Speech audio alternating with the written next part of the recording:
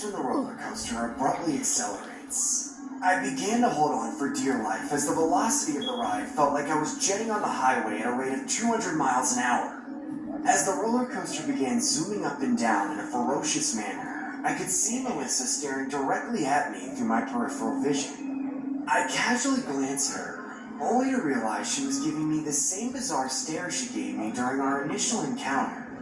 At first, I thought she was just thrilled at the notion that my face looked silly from the turbulence of the ride, but then I realized that she was staring at me with a gaunt smile. Like the movement from the ride didn't faze her in the slightest. I couldn't help but feel uncomfortable. As we began approaching the tail end of the ride, I nonchalantly looked around as if I was exploring the amusement park, but in reality, I was avoiding Melissa. The ride finally made its way back to the initial start point. I remember waiting for the operator's cue to unbuckle our seatbelts and safely get off the roller coaster. I made sure not to make eye contact with Melissa as the operator finally gave the green light for guests to exit the ride.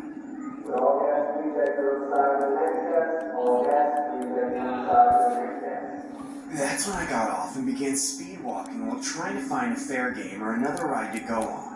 I then made my way into the huge Ferris wheel lineup, hoping to masquerade myself within the crowd. A small and soft hand began to firmly grasp onto the gaps of my fingers. I look across my shoulder and lo and behold, it was Melissa, holding hands with me as if we were in a relationship or something. Hey, it's me again. Hey, getting a bit too comfy, aren't you?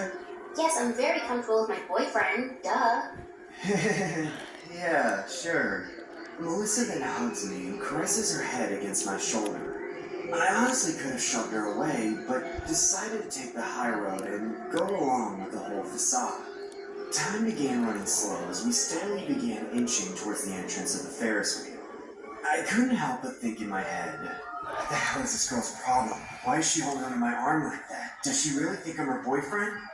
After about 30 minutes of awkward silence and continuous unwanted arm hugging, we finally make it in front of the ride and began making our way onto one of the passenger cars.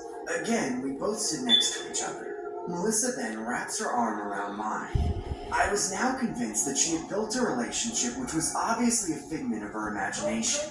The wheel then began to rotate as Melissa leans her head on my shoulder and says, Rob, can I tell you a secret? Sure, Melly. Hey, can you please stop? I think you're moving a bit too fast here. But it's your fault. What the hell are you talking about?